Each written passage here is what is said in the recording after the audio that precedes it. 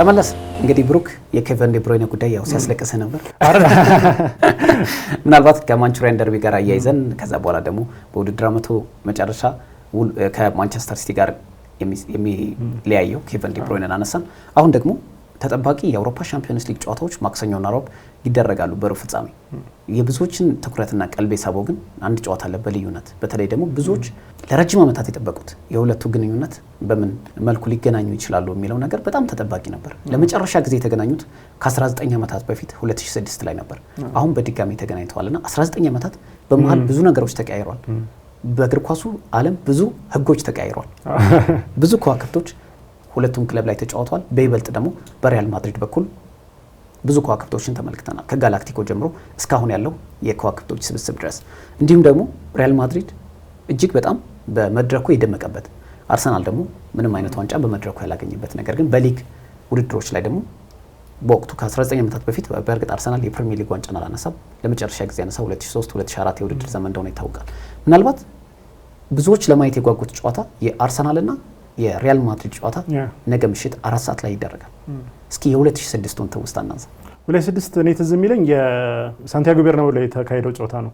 የኦንሪ ብቃት በጣም ይገርም ነበር። እዛ ጨዋታ ላይ በጣም በቃ አስደናቂ የሚባል ነበርና እሱ ነበር የማሸነፊያ ግቧን የሚያስቆጠረው።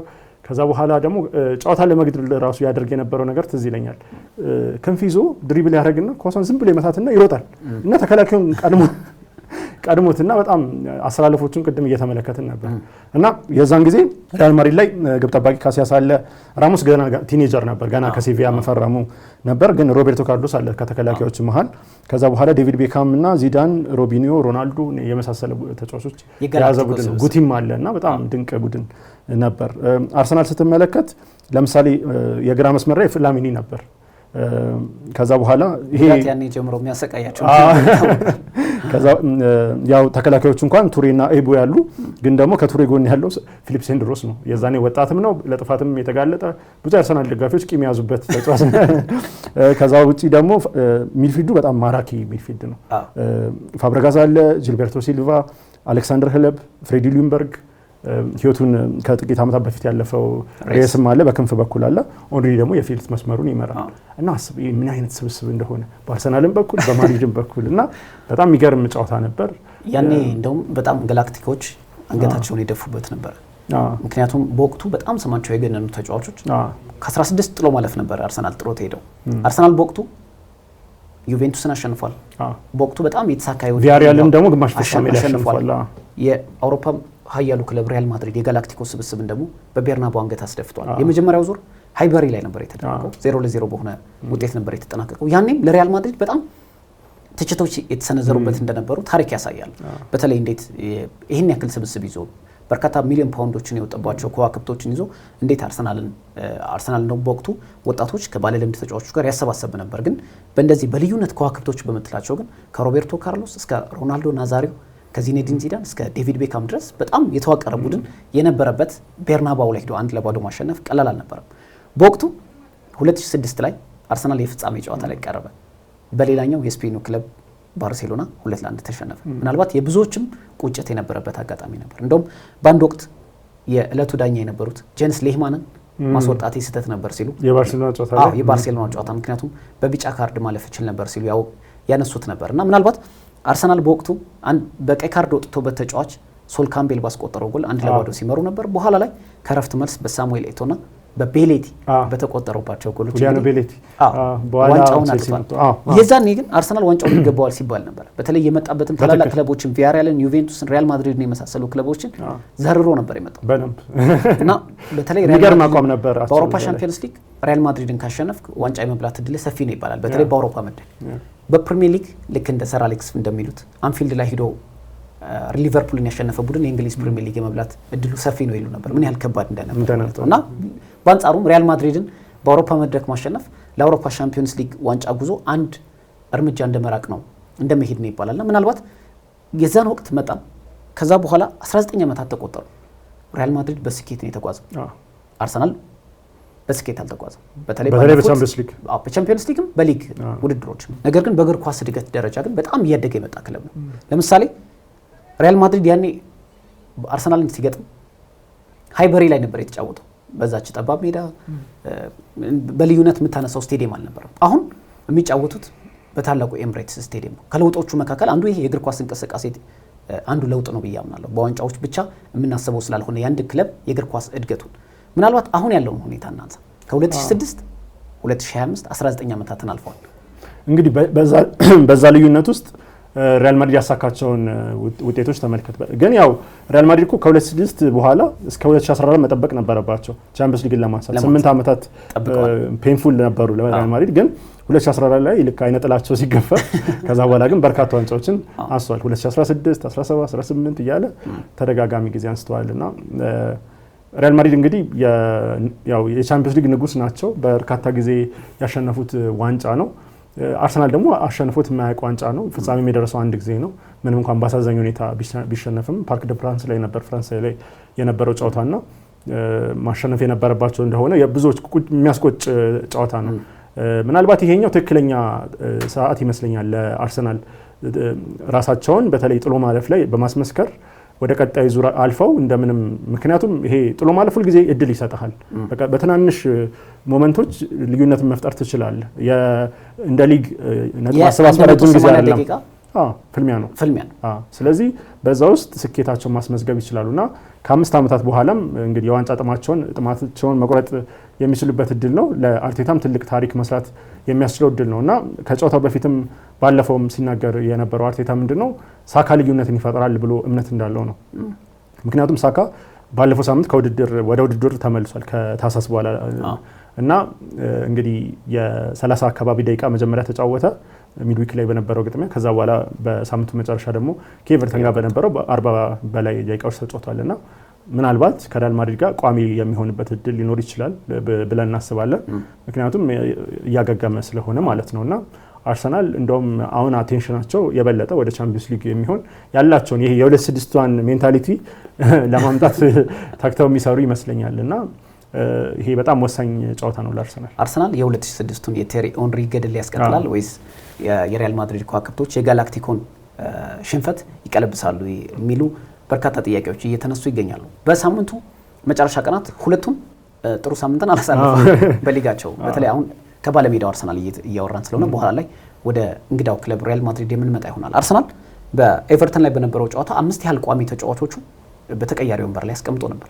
እንደነ ቡካዮ ሳካ፣ ማርቲን ኦዴጋርድ፣ ቶማስ ፓርቴ፣ ዩሬን ቲምበር የመሳሰሉ ተጫዋቾች በቋሚ 11 ውስጥ አላካተተም ነበር። እንደነ ጋብሪኤል ማርቲኔሊ የመሳሰሉ ተጫዋቾችም እና ምናልባት ለአውሮፓ ሻምፒዮንስ ሊግ ምን ያህል እንደተዘጋጀ ያሳያል። እውነት ለመናገር እኔ ለአውሮፓ ሻምፒዮንስ ሊግ በጣም ትኩረት ማድረጉ እንዳለ ጥሩ ቢሆንም ግን የኤቨርተንን ጨዋታ አርሰናል ላይ ሚኬል አርቴታ ልክ እንደዛ ማሰለፋቸው እኔ በጥሩ ጎን አላየሁትም በግል ምልከታዬ። ለምን በሂሳባዊ ስሌት የሪያል ማድሪድ የፕሪሚየር ሊግ ዋንጫ እድል አላቸው። ስለዚህ ሊቨርፑልም ለምሳሌ ትላንት ተሸንፏል በፉላም። ስለዚህ እድሉ ነበራቸውና ምናልባት ጨዋታውን ከረፍት በፊት አጠናቀው ወይ እስከ 60 ደቂቃ ባለው አጠናቀው በቋሚ ተጫዋቾቻቸው ጀምረው ቀይረው ቢያስወጧቸው ጥሩ ይመስለኝ ነበር። ምክንያቱም አልቀረም። አሁንም አብዛኞቹ ከቶማስ ፓርቲዎች አብዛኞቹን ተጫዋቾች ማርቲን ኦዴጋርድ፣ ዩሬን ቲምበርን፣ ቡካዮ ሳካ፣ ማርቲኔሊም ቀይረው አስገብተዋልና ምናልባት ያን ያህል ቫልዩ አልታየኝም። ወይ የመጀመሪያው 45 ላይ ተጠቅመውባቸው በኋላ ላይ ወሳኝ ተጫዋቾቻቸውን ቢቀይሩ ይሻል ነበር ብዬ አስባለሁ። ምክንያቱም በሂሳባዊ ስሌት የፕሪሚየር ሊግ ዋንጫ ጉዞ አልተጠናቀቀም ነበር ብዬ አስባለሁ። ያንንም ደግሞ አስቆጪ ያደርግባቸዋል ብዬ አስባለሁ። ምክንያቱም ሊቨርፑል ተሸንፏል። እርግጥ ነው ሊቨርፑል በጣም ምናልባትም በጣም የተሻለና ሰፊ እድል ትለዋለህ በእንግሊዝ ፕሪሚየር ሊግን አንድ የዋንጫ ጆሮ ላይ አሳርፏል። ግን ስቲል ነው በሂሳባዊ ስሌት እድል እስካለ ድረስ መጠቀም ነበረበት ብዬ አስባለሁ። ለምሳሌ ሪያል ማድሪድም በስፔን ላሊጋ በ3 ነጥብ ይበለጥ ነበር በባርሴሎና። ነገር ግን አብዛኞቹ ወሳኝ ተጫዋቾቻቸውን ተጠቅመዋል በተመለከትንበት መንገድም በእርግጥ ሽንፈት ቢያጋጥማቸው ማለት ነውና ምናልባት ሚኬል አርቴታ ለአውሮፓ ሻምፒዮንስ ሊግ እንደሚዘጋጁ ቢገባኝም ግን ቢያንስ ጨዋታውን ኤቨርተን ላይ 3 ነጥብ መውሰድ ነበረባቸው ብዬ አስባለሁና በእንዝላልነት ዋንጫውን ነጥቡን ማጣት አልነበረባቸውም ብዬ አስባለሁ። አሁን ወደ አርሰናል ስትመጣ በተለየ የጨዋታ ቅርጽ ነው የምንመለከተው። ምክንያቱም በአውሮፓ ሻምፒዮንስ ሊግ አርሰናል በጣም ጥሩ የውድድር ዓመትን ያሳለፈበት ጊዜ ነው። በሊግ ስቴጅ ጨዋታዎች ላይ ከ8ቱም ጨዋታ አንድ ሽንፈት ብቻ ነው የገጠመው። በጥሎ ማለፍ ጨዋታ ላይ ደግሞ በፍጹም የበላይነት የኔዘርላንዱን ክለብ ፒኤስቪን አሸንፎ ነው ወደ ሩብ ፍጻሜው የተቀላቀለው። አሁን ግን ወሳኙ ተከላካይ ጋብሪኤል ማጋሌሽ ሲል አርሰናል አሁን ባለው የተከላካይ ክፍል በእርግጥ በልዩነት የምጠራው ሳሊባ ነው፣ ግን የሳሊባ አጣማሪ ትክክለኛው ሰው ማን ይሆናል የሚለውን እናነሳና ምናልባት ሉዊስ ስኬሊና ዩሬን ቲምበርን ወይም ቤን ዋይትን የምናነሳው እኔም ግላዊ ምልከታ የምሰጠው ይኖራል ብሩ ግን ምናልባት ጋብሪኤል ማጋሌስ ከውድድር ዓመቱ ውጭ መሆኑ ለአርሰናል ምን ያህል እድል ቢስ እንደሆነ በጣም ትልቅ ያሆነበት ይመስላል። መጥፎ ዜና ነው፣ በጣም መጥፎ ዜና ነው። አሁን የማጋሌስ አንደኛው መሰለም ጋብሪኤል ማጋሌስና ዊሊያም ሳሊባ ያላቸው መግባባት የፈጠሩት ጥምረት በጣም ጠንካራ የሚባል ነው። ሌላኛው ነገር የመከላከል ብቃታቸውን ብቻ ሳይሆን ደግሞ ማጋሌስ ከቆሙ ኳሶች የሚሰጥ እድል ጭምር ነው። በርካታ ግቦችን የሚያስቆጠር ተከላካይ ስለሆነ ማለት ነው። እርግጥ ነው ጆስኮ ጓርዲዮል ነው ብዙ ግቦችን ያስቆጠረ ተከላካይ በዘንድሮ ውድድር ዘመን። ግን ባለፈው ከውድድር ዘመን ጀምሮ ብቻ ሳይሆን ከ2021 ማጋሌስ ቋሚ መሆን ከጀመረበት ጊዜ ጀምሮ ብትመለከት ያሉ ቁጥሮች በርካታ ግቦችን ማስቆጠር የቻለ ተከላካይ ነው ይሄ ብራዚላዊ እና በጣም ትልቅ ክፍተት ነው እና እንዳልከው ጥያቄው ሳሊባን ማን ያጣምረዋል ነው። ስለዚህ ኪቮር ነው የሚያጣምረው ወይስ ቤን ዋይት ነው የሚያጣምረው? ይሄ ካላፊዮሪ አሁን ምናልባት ካላፊዮሪ ጉዳት አጠራጣሪ ነው መድረሱና አለመድረሱ። ስለዚህ ከሁለቱ ነው ያላቸው አማራጭ። ወይ ደግሞ ጁሪያን ቲምበርም የመሀል ተከላካይ ሆነው የመጫወት እድል አለው፣ ግን ደግሞ የእሱ ላይ ደግሞ ረጅም ተከላካይም ስላልሆነ እሱ ዲስአድቫንቴጅ ይሆናሉ አይሆንም የሚለውም ሌላ ጥያቄ ነው። ስለዚህ 3 ምርጫዎች አሏቸው። የትኛውን ይወስዱታል የሚለው ነው ለኔ ጠየቀኝ። ምናልባት የግላማ ሐሳብ ሪካርዶ ካላፊዮሪ በዓለም አቀፍ የሀገራት ጨዋታ ላይ ለሀገሩ ጣሊያን ወክሎ በሚጫወትበት ወቅት ጉዳት አጋጥሞት ነበር። አሁን ላለፉት 2 ጨዋታዎች ላይ አልነበር። እስካሁን ምንም አይነት አፕዴት በክለቡም በአሰልጣኝ ሚኬል አርቴታም እየተሰጠ አይደለም።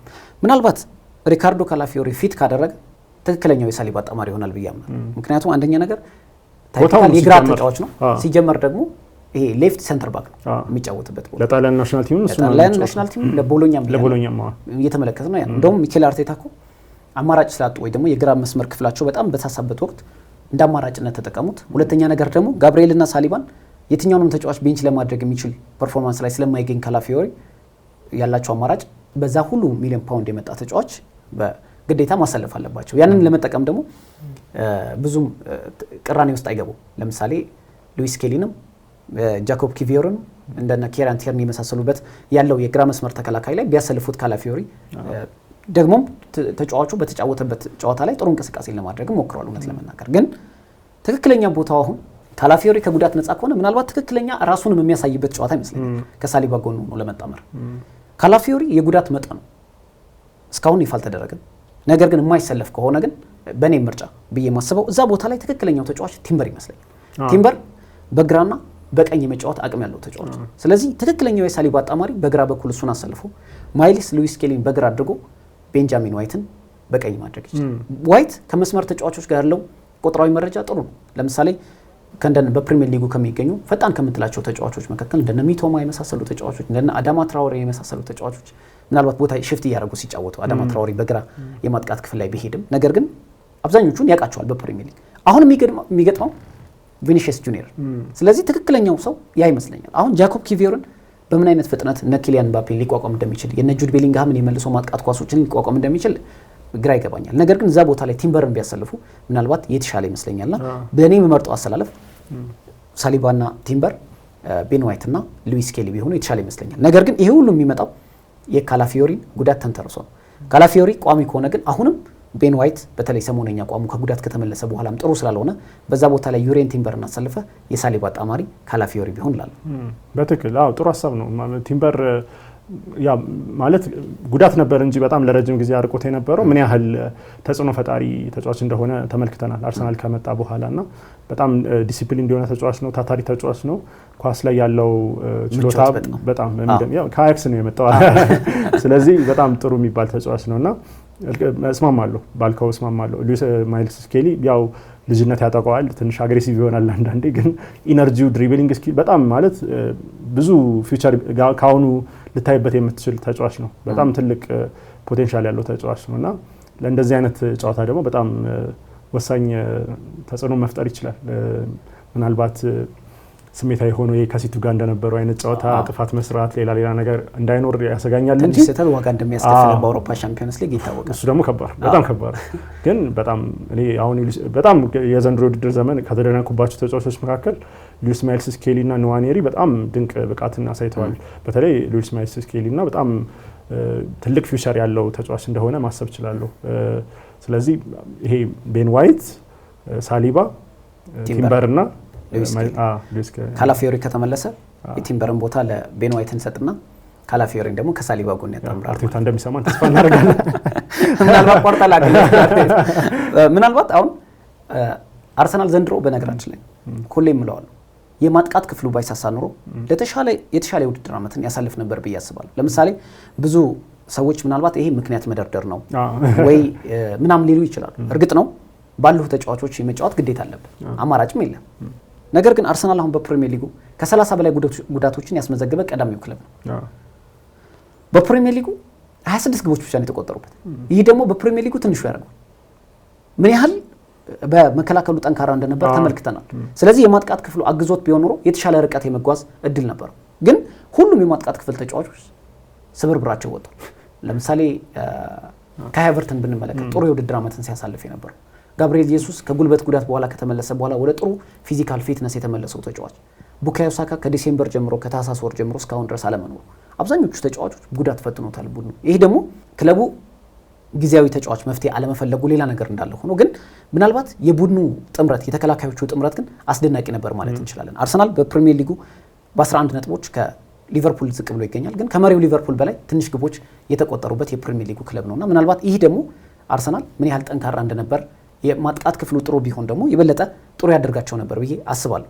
አሁን ሪያል ማድሪድ ዘንድሮ ምናልባት ለአርሰናል ጥሩ የምትለው ወደ ሪያል ማድሪድ እንመጣለን ከባለሜዳው አርሰናል ስለምንጀምር ነው። ምናልባት ጨዋታው ኤምሬትስ ስቴዲየም ላይ ነው የሚደረገው። በእርግጥ በአውሮፓ እግር ኳስ ማህበር ምን ብለን እንደምንጠራው አናቅም። ብሩክ የአውሮፓ እግር ኳስ ማህበር በስፖንሰር ስም የሚጠሩ ስቴዲየሞችን እንዲጠሩ አይፈልግም። ህጉም እንደዛ አይፈቅድም። ለምሳሌ አሁን ነገ የሚደረገው ጨዋታ ስቴዲየም ነው የሚባለው ይመስለኛል። አርሰናል ስቴዲየም ይሉታል። አርሰናል ይሉታል። የማንቸስተርም ኤቲሃድ የስፖንሰር ስም ስለሆነ ሲቲ ኦፍ ማንቸስተር ይሉታል። አሁን ቤርናባው ያው በሰው ስም ስለተሰየመ ሳንቲያጎ ቤርናባው ችግር የለውም፣ የጥቅም ግጭት የለውም። አሁን ለምሳሌ የጀርመን ክለብ ሬድ ቡል ሳልዝበርግን ብንመለከት ሬድ ቡል ስፖንሰር እንደሆነ ስለሚታወቅ ሳልዝበርግ ተብሎ ብቻ ይጠራልና ምናልባት ነገም ሲግናል ኢዱና ፓርክም አይባልም። ለምሳሌ የቦሩሲያ ዶርትመንድ ስቴዲየም እና ነገም አርሰናል እንደ ፕሪሚየር ሊጉ ስንጠራው እንደነበረው ኤምሬትስ ተብሎ አይጠሩትም፣ አርሰናል ስቴዲየም ብለው ይጠሩታልና ምናልባት በአርሰናል ስቴዲየም የሚደረገው ጨዋታ ላይ ለአርሰናል እንዳንድ አድቫንቴጅ የምትቆጥረው ዘንድሮ ሪያል ማድሪድ በአውሮፓ ሻምፒዮንስ ሊግ እርግጥ ነው ሪያል ማድሪድ የአውሮፓ ሻምፒዮንስ ሊግ የውድድሩ ንጉስ ነው። ሌላ ምንም ቃላት መጠሪያ የለውም። ከምንም ነገሮች እድልን የሚፈጥር ቡድን ማለት ሪያል ማድሪድ ነው። በምንም ጠባብ እድሎቹን የሚጠቀም ቡድን ነው በአውሮፓ ሻምፒዮንስ ሊግ። ግን በዘንድሮ የውድድር ዓመት ባልተለመደ መልኩ ሽንፈቶች በዝተውበታል። በስፔን ላሊጋ 5 ሽንፈትን አስተናግዷል። በአውሮፓ ሻምፒዮንስ ሊግ 3 ሽንፈቶች ገጥመውታል። ኢቭን ወደ ጥሎ ማለፉ ለመግባት ማንቸስተር ሲቲን ማሸነፍ ነበረበት። በኋላ ላይ ወደ ሩብ ፍጻሜው ለመግባት አትሌቲኮ ማድሪድን በመለያ ምት ማሸነፍ ነበረበት። ስቲል በጣም እየተቸገረ ነው የመጣውና ምናልባት ለአርሰናል አንድ እንደመነሳሻ የምትቆጥረው ሊል፣ ኤሲ ሚላን የመሳሰሉ ክለቦችን እንዲሁም ሊቨርፑል፣ ማንቸስተር ሲቲ፣ ሪያል ማድሪድን አሸንፈዋል። ምናልባት አርሰናል ይህን እድል እንደመነሳሻ መጠቀም አለበት ወይ? በትክክል የሚሸነፍ ቡድን እንደሆነ ማሳያ ነው። ይሄ ክፍተት ያለበት ቡድን እንደሆነ ያንን መጠቀም ከቻሉ ማሸነፍ የሚችሉበት እድል እንዳለ ማሳያ ነው እና ምናልባት የማድሪድን በኋላ ላይ ስለምናነሳው ክፍተቶችን እዛ ላይ አነሳቸዋለሁ። ግን ይሄ ወጥ አቋም ያለማሳየት ብዙ ጨዋታዎች ላይ ነጥብ ይመጣል። አሁንም የቫሌንሲያውን ጨዋታ ጨምሮ እንደዛ አይነት ጨዋታዎች ላይ ወሳኝ ጨዋታዎች ላይ ነጥብ ይመጣል የተስተዋሉ ጉዳዮች ስለሆኑ አርሰናል እድል አለው በትክክል። ምናልባት ወደ እንግዳው ቡድን ሪያል ማድሪድ እንምጣና ምናልባት ከባለሜዳውን ጭምር በሚል ነው እንጂ በቀጣይ ፕሮግራማችን በምንሰራው ደግሞ በሳንቲያጎ ቤርናባው በሚኖረው ጨዋታ ደግሞ የመልስ ጨዋታ ምን ሊመስል ይችላል የሚለው የምናነሳ ይሆናል። ምናልባት አሁን ከሚጠበቁት የአውሮፓ ሻምፒዮንስ ሊግ ሩብ ፍጻሜዎች መካከል በልዩነት የሁለቱም ክለቦች የአርሰናልና የማድሪድ ምናልባት የተቃራኒ ቡድን ደጋፊዎችም በጉጉት የሚጠብቁት ጨዋታ ነው። ባለፉት 19 ዓመታት ያልተገናኙ ክለቦች እንደመሆናቸውም ጭምር ምናልባት ጨዋታው የበለጠ አጓጊ እንዲሆን አድርጎታል እና ምናልባት የሁለቱም ክለቦች አሸናፊ ጥሩ ሊጓዝ ይችላል ተብሎ የሚጠበቅበት ነው። አርሰናል በዘንድሮ የውድድር ዓመት 10 የአውሮፓ ሻምፒዮንስ ሊግ ጨዋታዎችን አድርጓል። አንድ ሽንፈት ብቻ ነው የገጠመው። ሌሎቹን የፒኤስቪ ደርሶ መልስን ጨምረን ማለት ነው። ሊግ ስቴጅ ላይ 8 ጨዋታ ተጫውቷል። የፒኤስቪ ደርሶ መልስ ኤምሬትስ እና ፊሊፕስ ስቴዲየም ላይ በተደረገው ኔዘርላንድ ላይ በተደረገው ደግሞ ደርሶ መልስ አርሰናል ኤምሬትስ ላይ ተለያይቷል። ኔዘርላንድ ላይ ደግሞ 7-1 በሆነ ሰፊ ውጤት አሸንፏል። ምናልባት አሁን የሚመጣው ግን ሀያሉ ክለብ ነው። ወደ እንግሊዝ የሚመጣው ምናልባት የአውሮፓ ንጉሱ የውድድር መድረኩ ንጉስ ክለብ የሆነው ሪያል ማድሪድ ነው የሚመጣው። ወደ ሪያል ማድሪድ እንምጣ። ሪያል ማድሪድ ዘንድሮ በብዙ ነገሮች የተፈተነ ክለብ ሆኖ ነው። በተለይ በግሌ በጣም ተፈትኖብኛል። በውድድር ዓመቱ 8 ሽንፈቶችን አስተናግዷል። የሚገርም ነገር ብሩክ ባሳለፍነው የውድድር ዓመት ላሊጋን ሻምፒዮን በሆነበት ጊዜ በላሊጋው አንድ ሽንፈትን ብቻ ነበር የገጠመው፣ 8 አቻ ተለያይቷል። አንድ ሽንፈት ማለት በጣም ትንሽ ሽንፈት ነው። በዘንድሮ የውድድር ዓመት የውድድር ዓመቱ ገና ከመጠናቀቁ አስቀድሞ 5 ጨዋታዎች ተሸንፏል። በአውሮፓ ሻምፒዮንስ ሊግ 3 ጨዋታዎች ተሸንፏል። ሪያል ማድሪድ በዘንድሮ የውድድር ዓመት በበርካታ ጉዳቶች ተፈትኗል፣ እናነሳዋለን በኋላ ላይ። ግን ኪሊያን ምባፔ መጨመሩ የትኛውን ቡድን አያሸንፈውም የሚል ሂሳባዊ ስሌት ውስጥ ገብተ እንደነበር ይታወቃል። የሪያል ማድሪድ ዘንድሮ ጉዞ እንዴት አየው? አንቸሎቲ እንዳነሱት ነገር አለ ከኪሊያን ምባፔ ጋር ተያይዞና ኪሊያን ምባፔ ግቦችን እያስቆጠረልን ነው፣ እሱ በጣም ጠቅሞናል። ነገር ግን እሱ ቡድን ውስጥ መጨመሩ የመከላከል ስትራክቸራችን እንዲያንስ፣ ጥንካሬያችን እንዲቀንስ አድርጓል። የተወሰነ ያህል ክፍተት ጥቅምም እንዳለው ነው ጉዳትም አለው። ስለዚህ ምባፔ ሲኖር ያን ያህል እየተመለሰ የሚከላከልልህ በጣም ፕሬስ የሚያደርግልህ አይደለም። ስለዚህ እሳቸውም ብሏል እኔ ፕሬስ እንዲያደርግ አልፈልግም ግቦች እንዲያገባልኝ ነው የምፈልገው ብሏልና አሁን በርካታ ግቦች አስቆጥሯል፣ 33 ግቦች እና ስለዚህ ስራው ማግባት ነው፣ ችግር የለውም። ግን ማግባቱ ግን ሌላው የቡድን ሌሎች ቦታዎች ላይ ጋፕ እንዲፈጠር አድርጓል። ጉዳት ደግሞ የማድሪድም ችግር ነው እውነቱን ለመናገር በተለይ ተከላካይ መስመር ላይ በጣም አስቸጋሪ። ምናልባት ከአርሰናል ጋር ባላንስ ለማድረግ የሄድክበት አይ ከአርሰናል ጋር አይገናኝም። የአርሰናል በጣም ከፍተኛ ነው። ምናልባት ሁለቱም ክለቦች በጣም ጉዳት አስተናግደዋል፣ ገጥሟቸዋል። ምናልባት አስተናግደዋል ሲባል ለጥሩ ነገር ነው ብዙ ጊዜና ገጥሟቸዋል። ሪያል ማድሪድ ከመጀመሪያው ውድድር ዓመት ጀምሮ በጣም ተፈትኗል። እርግጥ ነው በተለይ በጉዳት ተፈትኗል። ለምሳሌ የአውሮፓ ዋንጫ አሸናፊው እና ባለልምዱ የአውሮፓ ሻምፒዮንስ ሊግ ከሪያል ማድሪድ ጋር በርካታ ዋንጫዎችን ያሸነፈው ዳኒ ካርቫሃል ትልቅ ጉዳት ውድድር ዓመቱ መጨረሻ ድረስ ጉዳት ያጋጠመው ተጫዋች ነው። ኤደር ሚሊታው እና ዴቪድ አላባ ቁጭ ብለው የሚከፈላቸው ተጫዋቾች ነው አላ ላይክ በጣም ተደጋጋሚ ጉዳት ከማስታወቅ አይደለም ሪሃቢሊቴት እያደረጉ ነው። ምናልባት ስለ ጉዳት ሪከቨሪ አንድ ቀን እናወራለን። እሺ ምን ልልህ ፈልጌ ነው አመቱ ሙሉ አብዛኛው አልተጫወተም። እንደውም ዴቪድ አላባ ተመልሷል። ግን በተለይ ከሳምንታት በፊት ደግሞ ትንሽ ስህተትን መፍጠሩን ተከትሎ በአርሰናል ጨዋታ ላይ ራሱ የመሰለፍ ዕድሉ ጠባብ ነው ሲባል ነበር። ያንን ቦታ እያቀያየረ የሚጫወተው ተፈጥሯዊ ባልሆነ ተጫዋች ሉካስ ቫስኬዝ ነበር ለረጅም ጊዜ የተጫወቱ። ምናልባት ፌርላንድ ሜንዲ ከጉዳት ነፃ መሆኑ ለሪያል ማድሪድ አንድ ምክንያቱም አምናት በጣም ተደጋጋሚ ጉዳት ሰለባ የነበረ ተጫዋች ነው። ለዛ ነበር ካማቪንጋ ሌፍት ባክ ነበር። መሀል ላይ ዋናው ሰንተር ባካቸው የነበረው አንቶኒዮ ሩዲገር ጥቂት ጨዋታዎች ቢሆኑም በጉዳት እሱም የተፈተነበት የውድድር ዓመት ነበር ዘንድሮ። ሹዋሜኒ ነበር ያንን ቦታ የሚሸፍነው። ከሱ ጎን ደግሞ ወጣቱ አሴንሲዮ ነበር። ምናልባት ለሪያል ማድሪድ ትልቅ ዜና የምትለው ወይ ደግሞ እንደዚህ ወጣት ብዙ ጊዜ በሪያል ማድሪድ ውስጥ እውነት ለመናገር እኔ አልመለከትም። የማልመለከትበት ምክንያት ምንድነው? የሚፈልጋቸውን ተጫዋቾች በብዙ ብር ያስፈርማል፣ ከሊጎችን መርጦ ተጫዋች ያስፈርማል። ነገር ግን እነዛን ተጫዋቾች የሚያመጣቸው በውድ ነው እንጂ ልክ እንደ ላማሲያ ልክ እንደ ካታላኖ ክለብ ባርሴሎና የተለያዩ ተጫዋቾች ሲፈሩበት አታይም። ዘንድሮ ግን ያንን መሰረት ያደረገ አንድ ውድ ተጫዋች አግኝቷል፣ ራውል አሴንሲዮ። ምናልባትም የወደፊቱ ሰርጂዮ ራሞስ እየተባለ ይገኛል። የዛ ተጫዋች በዘንድሮ የውድድር ዓመት ስክት ማለት እዛ ቦታ ላይ ትልልቅ ጨዋታዎች ላይ ማገዙ፣ የትኛውን ማጥቂ አለመፍራቱ ምናልባት ለሪያል ማድሪድ መልካም የምትለው ዜና። ወደፊት ስንመጣ እርግጥ ነው በኢጎ የተሞላ አልነበረም። እንደውም ተፈርቶ ነበር አይደል? በተለይ ኪሊያን ምባፔ ከሊዮኔል ሜሲና ኔይማር ጁኒየር ጋር በፓሪስ ሴንት ጀርሜን በፓርክ ደ ፕሪንስ ቆይተው በተለይ ብዙ ነገሮች ሊነሱ ይችላሉ ተብሎ ሲታሰብ ነበር። በሪያል ማድሪድ እንደነ ጁድ ቤሊንግሃም ኢጎቸው ከፍ ያለ ኢጎ ማለት በጥሩ ብቃታቸው ከፍ ያለ ግን በኢጎ ደረጃ ለራሳቸው መተማመን ያላቸውና ለራሳቸው ትልቅ ሮድሪጎ ቪኒሲየስ ጁኒየር ባሉበት ምባፔ መምጣቱ በኢጎ ባይሞላም እርግጥ ነው ካርሎ አንቸሎቲ በዚህ የሚታማው አሰልጣኝ አይደለም። ተጫዋቾች ማኔጅመንት ላይ በጣም ጎበዝ ናቸው። ኤሲ ሚላን ላይ ያሉ ሪያል ማድሪድ ላይ ያሉ ታላላቅ ተጫዋቾችን የያዙ ማኔጅ አድርገው የያዙ አሰልጣኝ ናቸው። ምናልባት የአሁኑ የውድድር ዓመት በተለይ የተሳካ ነበር ወይ ማለት እንችላለን የሪያል ማድሪድ የፊት መስመር ተጫዋቾች? ለእኔ ጥሩ ነበሩ። ምክንያቱም ምባፔ ያው መጀመሪያ አካባቢ ለተወሰኑ ወራቶች ግቦችም ሳያስቆጠር የተጓዘባቸው ረጅም ወቅቶች ነበሩና ትችቶች በጣም እየወረዱበት ነበር። በኋላ ግን ያው ተመልሶ ማግባት ጀምሯል።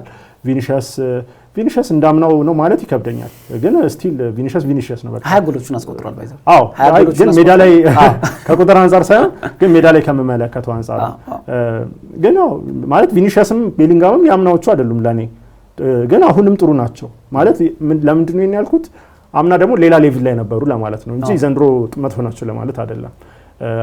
ሌላው ግን ምንድነው አሁን ለምሳሌ ሪያል ማድሪድ ወሳኝ የአማካይ ተጫዋች አጥቷል። ቶኒ ክሩስ የለም። ሊደር ነው፣ ፈጣሪ ነው። ቻምፒዮንስ ሊግ ላይ የምትፈልገው አይነት ተጫዋች ነው። ግን ደግሞ አሁን ከሪያል ማድሪድ ከተጫዋቾቹ በላይ ደግሞ አሰልጣኙን አስብ። አንቸሎቲ ማለት በኤሲ ሚላን 2 ጊዜ ቻምፒየንስ ሊግን ያሸነፉ፣ ሪያል ማድሪድ 3 ጊዜ ያሸነፉ፣ በተጫዋችነት 2 ጊዜ ያሸነፉ፣ የቻምፒየንስ ሊግ 7 የአውሮፓ ቻምፒየንስ ሊግ ያላቸው አሰልጣኝ ናቸው፣ በተጫዋችነትም በአሰልጣኝነትም። ስለዚህ ለቻምፒየንስ ሊግ በክለብ ደረጃ ሪያል ማድሪድ ካለ በአሰልጣኝ ደረጃ አንቸሎቲ ናቸው። በተጫዋች ደረጃ ክርስቲያኖ ነው። በተጫዋች ደረጃ ክርስቲያኖ ነው አይደል? ስለዚህ እንደዛ ነው እና አርሰናል ይሄ የታሪኩን ወይ ደግሞ የሌጋሲውን ወይ ደግሞ አስፈሪነቱን ያንን ነው የሚቋቋመው። ማለት የሜዳው ፈተና ሜዳ ላይ ያለው የታክቲኩ እንትኑ ሳይሆን ይሄ ሜንታሊቲው፣ ኮንፊደንሱ፣ ሳይኮሎጂው እሱ ይመስለኛል የበለጠ የሚጫወተው አድቫንቴጅ ለሪያል ማድሪድ ብዬ አስባለሁ እና ያንን የመቋቋም ኃላፊነት ነው መድፈኞቹ ያለባቸው። ምናልባት በዘንድሮ የውድድር ዓመት 31 ጎሎች ተቆጥረውበታል ሪያል ማድሪድ በላሊጋው ብቻ 26 ጎሎች ነበር አምና የተቆጠረበት። በአውሮፓ ሻምፒዮንስ ሊግ ቅድም እንዳልኩ 3 ሽንፈቶችን ገጥሞታል። በፈረንሳዩ ክለብ ሊል፣ በጣሊያኑ ክለብ ኤሲ ሚላን እንዲሁም ደግሞ በእንግሊዙ ክለብ ሊቨርፑል አንፊልድ ላይ በነበረው ጨዋታ ምናልባት ጎሎች የሚቆጠሩበት ክለብ ሆኗል። በሳምንቱ መጨረሻ በተደረገው የስፔን ላሊጋ መርሃ ግብርም ሽንፈት ገጥሞታል። በተለይ ወሰን ጨዋታ ነበር። እርግጥ ነው ባርሴሎና እድሉን አልተጠቀመበትም። በተለይ ካላቸው አሁን ያላቸው የነጥብ ልዩነት ወደ 4 ሆኗል፣ ግን ወደ 6 የሚያሰፋበት እድልን አጥብቧል። ግን ሪያል ማድሪድ በሳንቲያጎ ቤርናባው ሽንፈት ገጥሞታል። ምናልባት አርሰናል ይህንን እድል ምን እንደመነሳሻ ቅድም የጠየቁም ጥያቄ ስለነበረ በተለይ ሽንፈቶቹም ሪያል ማድሪድ ተደጋጋሚ በዘንድሮ የውድድር ዓመት ማስተናገዱ ቅድም እንዳልከው ከስነ ልቦና ጥንካሬ አንጻር በ2006 ያስመዘገበው ታሪክ አለ። ጋላክቲኮን ያሸነፈው የስነ ልቦና ጥንካሬ ከጀርባቸው የሚቆም ነገር ሊሆን ይችላል ብዬ አስባለሁ። ምናልባት ግን ጎሎቹ የሚቆጠሩበት ቡድን መሆኑ አርሰናል በእርግጥ በግብ ፈጣሪነት አሁን በጣም እየተቸገሩ ይገኛሉ። በጊዜያዊ አጥቂ ወይ ደግሞ በጊዜያዊ ስታንድ ባይ በሆነ አጥቂ ነው እየተጫወቱ ያሉት። በቃ ተነስና ግባ የሚባል እንጂ አሁን ለምሳሌ ከኤቨርተን ወይ ጋብሪኤል ጄሱስ ቢኖር ኖሮ ይሄ ተጫዋች የማንመለከተው ሚኬል ሜሪኖ ነው ያለው። ምናልባት የአርሰናል የፊት መስመር አጥቂ የሪያል ማድሪድ ግብ የሚቆጠርበት ክለብ እንደሆነ ይታወቃል። በዘንድሮ የውድድር ዓመት አምና ከተቆጠሩበት ግቦች በላቀ ደረጃ ግቦች ተቆጥሮበታል። ቅድም እንዳልኩ ምናልባት የአርሰናል የፊት መስመር ተጫዋቾች የሪያል ማድሪድን የተከላካይ መስመር ሰብረው ጎል ማስቆጠር ይችላሉ ወይ? ይህን ስነ ልቦና መላበስ ይችላሉ የሚለውን እናንሳ። ምክንያቱም እንዳልከው እድል አለ የማግባት ሪያል ማድሪድ ላይ አስፈሪ አይደለም የተከላካይ መስመሩ። ያንን ነው መገንዘብ ያለባቸው የአርሰናል አጥቂዎች ነው እንጂ ችግሩ ምንድነው? አርሰናል እድሎችን የሚፈጥር ነው፣ እድሎችን መጨረስ ነው እያቃተው ያለው በቅርብ ጊዜያት እየተመለከትን ያለ ነውና ሚኬል አርቴታም ሳካ ልዩነትን ይፈጥራል ብሎ ሲያነሳ ከዛ አንጻር ይመስለኛል። ምክንያቱም የኦዴጋርድና የሳካ ደግሞ አንድ ላይ ሲሰለፉ እናውቃለን ምን ያህል ጥምረት እንዳላቸው። ስለዚህ እሱ ነው ልዩነት ሊፈጥር የሚችለው። ሳካ እድል መፍጠር ብቻ ሳይሆን ራሱ ማግቢ ነው፣ ግብ የሚያስቆጥር ተጫዋች ነው። ሜሪኖ ደግሞ ያው ስፔናዊ ተጫዋች ነው፣ የሪያል ማድሪድ ሜንታሊቲ ያውቃል። በጣም ተፋላሚ ተጫዋች ነው፣ አየር ላይ ጎበዝ ነው። እሱ ነው ሜክሺፍት አሁን የጊዜያዊ የ9 ቁጥር ተጫዋች ሆኖ እየተጫወተ ያለውና የአየር ኳሶች ራሱ ትልቅ አድቫንቴጅ ናቸው። አሴንሲዮ አጠር ያለ ተከላካይ እሱን አድቫንቴጅ መጠቀም ይችላሉ። ምክንያቱም ሚሊታውና ሩዲገር ቢሆኑ የሴንተር ባክ እንትናቸው ኮምቢኔሽኖች ከባድ ይሆን ነበር አየር ላይ ኳስ። አሁን ግን እድል አለ፣ ይሄንን መጠቀም ይችላሉ። ብዙ ኦፕሽኖች አሏቸው እና አሁን ደግሞ ወደ አርሰናል ተከላካይ መስመር እንምጣ። ወሳኙ ልጃቸው ጋብሪኤል ማጋሌሲን አጥተዋል። አሁን በአውሮፓ ብዙ ጎሎችን ያስቆጠረው ጥምረት የሪያል ማድሪዱ ጥምረት ነው። ምናልባት ከፍተት አንጻር ስናነሳ የሪያል ማድሪድ የተከላካይ መስመር ብዙ ግቦች የተቆጠሩበት ነው። ዘንድሮ ውድድር ዓመቱ ሳይጠናቀቅ 31 ግቦች ተቆጥሮበታል በላሊጋው ብቻ። በአውሮፓ ሻምፒዮንስ ሊግ 3 ሽንፈት ገጥሞታል። ወደ ሩብ ፍጻሜ እና ጥሎ ማለፍ ለመግባት በነበረው ፍልሚያ ማንቸስተር ሲቲንና አትሌቲኮን ማሸነፍ ግዴታ ውስጥ ገብቶ ነበር ያደረገው። ግን የአውሮፓ ውድድር መድረክ ሀያል የሆነው ሪያል ማድሪድ ያንን ተሻግሮ መጥቷል። አሁን እጅግ አስፈሪ የምትለው ደግሞ የፊት መስመር የመድፈኞቹ ተከላካዮች ይህንን የማስቆም ጥበብ ይጠብቃቸዋል። እርግጥ ነው ፈረንሳዊው ድንቅ ተከላካይ ዊሊያም ሳሊባ ከዚህ በፊት ኪሊያን ምባፔን የመግጠም 1-2 አጋጣሚ ገጥሞታል። በተለይ አርሰናል ሚኬል አርቴታ አምኖበት እስካመጣበት ጊዜ ድረስ በኦሎምፒክ ደ ማርሲ ነበር ያሳለፈው ዊሊያም ሳሊባ። በወቅቱ ከፓሪስ ሴን ጀርሜን ጋር በነበረው ጨዋታ ላይ የሚገርም ታክሎች ወርዶ እንደውም ራሱንም ወደ አርሰናል እንዲመጣበት ካደረጉበት መንገድ አንዱ ነበር ይባላል። በፈረንሳይ ብሔራዊ ቡድን አብረው የሚጫወቱ ናቸው። የቅርብም ጓደኞች እንደሆኑ ይታወቃሉና ምናልባት ትልቁን የቤት ስራ የሚወጣው ነገር ዊሊያም ሳሊባ ይሆናል ብዬ አስባለሁ። ምክንያቱም አሁን ብቸኛው ነው። አሁን ለምሳሌ የበፊት ስህተቶችን ያርምልኛል አንዳንዴ ጋብሪኤል ይላልና አሁን ጋብሪኤል የለም፣ ደፋሩ ጋብሪኤል የለም። ጎሎችን የሚያስቆጥረው ከቆሙ ኳሶችን የማታስቆመው ጋብሪኤል ማጋሌስ አሁን የለም። ዊሊያም ሳሊባ እነዚህን ሁሉ ነገሮች ይጋፈጣል። እርግጥ ነው የነ ማይልስ ሉዊስ ስኬሊ እነ ሮድሪጎን ማስቆም፣ በቀኝ በኩል የሚሰለፉት ዩሬን ቲምበር የሚሆን ቤን ዋይት ቪኒሺየስ ጁኒየርን የማስቆም በመሀል የሚመጡ ኳሶችን እንደነ ምባፔና ቤሊንግሃም የመሳሰሉ ተጫዋቾችን የማስቆም ደግሞ የሳሊባና የሳሊባ አጣማሪ ሆኖ የሚቆመው ጃኮብ ኪቪዮር ወይ ደግሞ ከጉዳት ከተመለሰ ሪካርዶ ካላፊዮሪ ናቸው። አሁን የነዚህን ሁሉ የማስቆም ግዴታ ውስጥ ነገ መድፈኞቹ ይጠብቃቸዋል። ቪኒሺየስ ጁኒየር በአጠቃላይ በውድድር ዓመቱ 20 ጎሎችና 12 አሲስቶች አሉት። ኪሊያን ምባፔ 33 ጎሎችና 5 አሲስት አሉት። 5 ለግብ የሚሆኑ ኳሶችን አመቻችቶ አቀብለዋል። ቁጥሮቹን እየተመለከትክልኝ ሮድሪጎ 14 ጎልና 9 አሲስት አለው። ቤሊንግሃም 13 ጎልና 12 አሲስት አለው። እነዚህ ሁሉ ድምር በአውሮፓ ምርጥ ግብ አስቆጣሪዎች የፊት መስመር አድርጓቸዋል። መድፈኞቹ እነዚህን ይቋቋማሉ? ከባድ ጥያቄ ነው። ግን አርሰናል ቅድም እንዳልከው የተከላካይ መስመሩ ነው ጥንካሬው እና ጋብሪኤል ማጋሌስ አለመኖሩ ክፍተት ይፈጥራል፣ እርግጥ ነው። ከዛ በላይ ግን የቡድን ስራው ወሳኝ ነው። ግብ ጠባቂያቸው ዳቪድ ራያ በጣም ጥሩ ግብ ጠባቂ ነውና ያው የመፎካከር አቅም አላቸው። ይችላሉ አይችሉም ከባድ ነው፣ አሁን መናገር ከባድ ነው። ግን መፎካከር ይችላሉ እነዚህን ተጫዋቾች። ምክንያቱም አይተናል ላሊጋ ላይ እንዳልከው ያቆሟቸው ቡድኖች አሉ፣ በቻምፒዮንስ ሊግ ያቆሟቸው ቡድኖች አሉ፣ ይሄን ወረቀት ላይ የሚያስፈራውን የአጥቂ መስመር። ስለዚህ አርሰናል ለምን ያቅተዋል ይሄንን ማድረግ? ስለዚህ ይችላሉ ወደሚለው አሰልጣኝ ካርሎ አንቸሎቲ ሚስተር ቻምፒዮንስ ሊግ እንግዲህ የፍጹም ቅጣት መቻቸውን ቀይረዋል። ትላንት እንግዲህ በተለይ ከትላንት ወዲያ በነበረው ጨዋታ ላይ ቪኒሺየስ ጁኒየር ማምከኑን ተከትሎ በዘንድሮው የውድድር ዓመት ብዙ ቀያየሩ። በተለይ ኪሊያን ምባፔ ሊቨርፑል ላይ አንፊልድ ላይ ከመከነ በኋላ መቀያየር ነበረባቸው። ጁድ ቤሊንግሃምን በመሃል መች ያደረጉት። አሁን የቡድኑ ቋሚ ፔናልቲ መቺ ቪኒሺየስ ጁኒየር ነበር፣ ግን በቅርብ ጊዜያት 1-2 የፍጹም ቅጣት ምቶችን ማባከኑን ተከትሎ ቀጥታ ወደ ኪሊያን ምባፔ ተዛውረዋል። ኪሊያን ምባፔ ደግሞ ጥሩ የማይሆን ከሆነ ጁድ ቤሊንግሃም ተረካቢ ይሆናል። አሁን ግን ከዚህ በኋላ ላሉት የፍጹም ቅጣት ምቶች ኪሊያን ምባፔ ቀዳሚው መች እንዲሆን አሰልጣኝ ካርሎ አንቸሎቲ ወስነዋል። ምናልባት የነገውን ጨዋታ ላይ ለአርሰናል ጥቅም የምለው እኔ ሁለቱም ቡድኖች ኦፕን ፕሌይ ነው የሚጫወቱት፣ በቃ ክፍት የሆነ ባጫወት ነው የሚጫወቱት። ለምሳሌ አርሰናል በዘንድሮው የውድድር ዓመት የተቸገረባቸውን ጨዋታዎች ብትመለከት፣ በፕሪሚየር ሊጉን ብትመለከት ይሄ ዘግተው የሚከላከሉ ቡድኖች በጣም አስቸግረውታል እና ክፍት ጨዋታ ላይ የሚጫወቱ ቡድኖችን ያን ያህል አይቸገርም። እና ሪያል ማድሪድ መሆኑ ብዙዎች የሚያነሱት ነበር፣ አትሌቲኮ ማድሪድ ይሻለው ነበር ወይስ ሪያል ማድሪድ? እና ምናልባት በቁጥራዊ መረጃዎችን ስትመለከት ቀጣይም ሪያል ማድሪድን ቢያልፍ አትሌቲኮን መቅጠሙ አይቀርም ነበር። ነገር ግን ሪያል ማድሪድ የተሻለ ይመስለኛል። ምክንያቱም ቅድም እንደገለጽ ነው ግቦች የሚቆጠሩበት ቡድን ነው።